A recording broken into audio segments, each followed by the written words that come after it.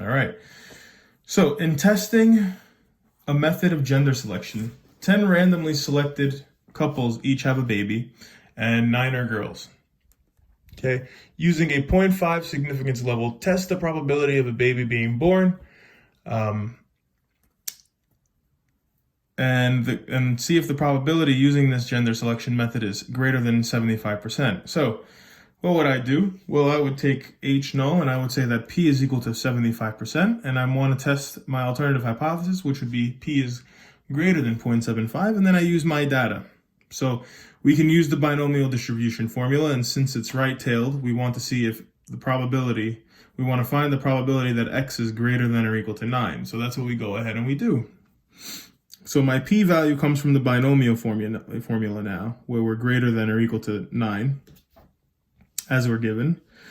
So I go ahead and I calculate, right, using the binomial distribution formula, where p is 0.75, and I have 10 choose 9 times 0.75 to the 9th power times 0.25 to the 1st power, plus 10 choose 10 times 0.75 to the 10th power times 0.25 to the 0 power, and I get a value of 0.244. So what does that mean?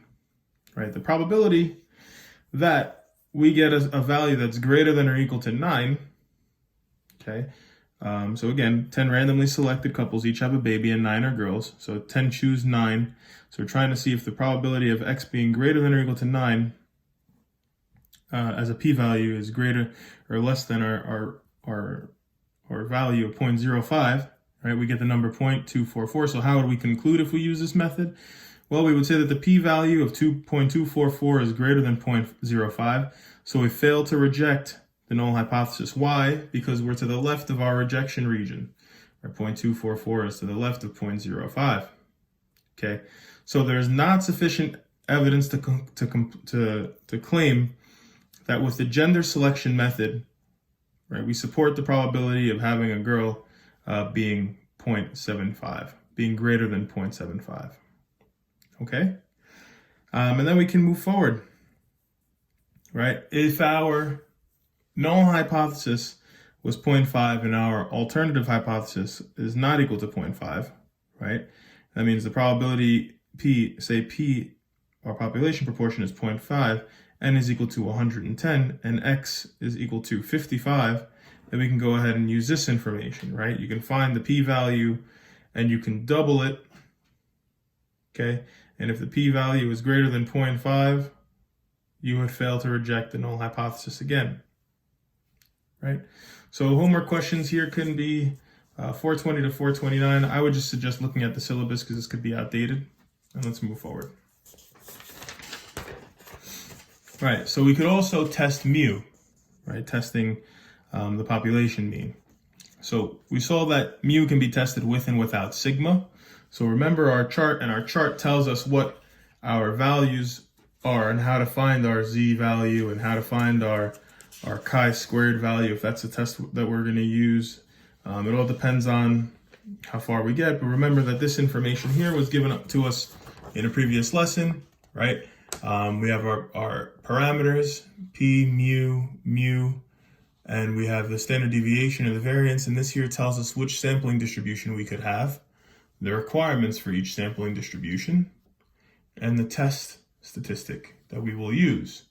And for this example here, okay, it says that, well, in generally speaking, right, we require that when sigma known and when sigma is not known, there are different requirements.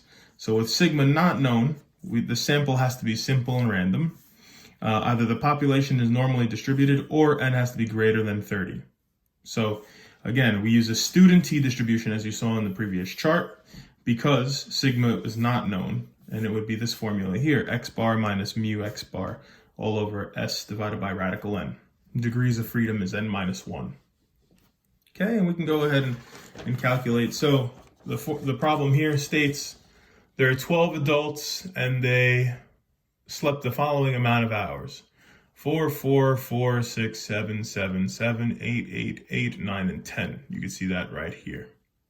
Okay, so we go ahead and we calculate the mean. Right, the mean is 6.83333. And the standard deviation, sample standard deviation, is 1.99240984. Right? Now, it's 12 adults, so we can't use a normal distribution. You can see that. But this is relatively normally distributed, right? Our data clusters towards the middle.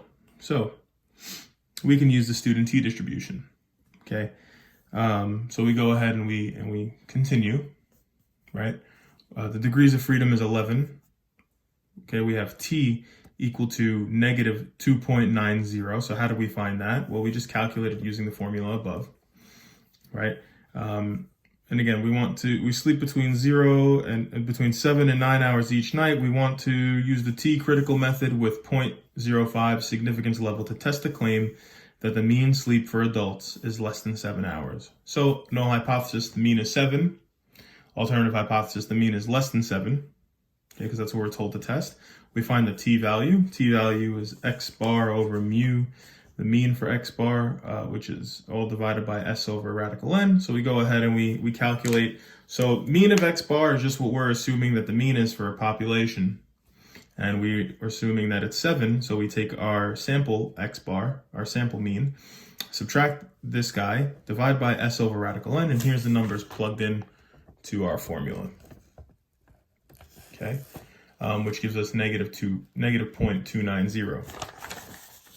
So where is negative 0.290 on the distribution? Well, if it were drawn out, you would get this, right? T critical is 1.796 because, right, that's what we get when we use degrees of freedom equal to 11, okay? And we get our amount of data values. When we use the amount of data values, which gives us our degree of freedom, and we use our level of 0.05 as my significance level, then I have the value, t critical is 1.796, but we're far less, right? If my t critical value is 1.796, then my value here, right, is not to the left of it because it's negative 0.90. So we fail to reject the null hypothesis, right? We fail to reject the null hypothesis, which means there's no evidence supporting that the mean sleep is less than 7 hours. Right, so we just took this random set of data and we made a conclusion about the population mean of sleep. So we would fail to reject the claim. Right, we would not have evidence supporting the claim that the mean is less than 7 hours of sleep, given these numbers, the mean and the standard deviation that comes along with it. Okay, we continue in the next video.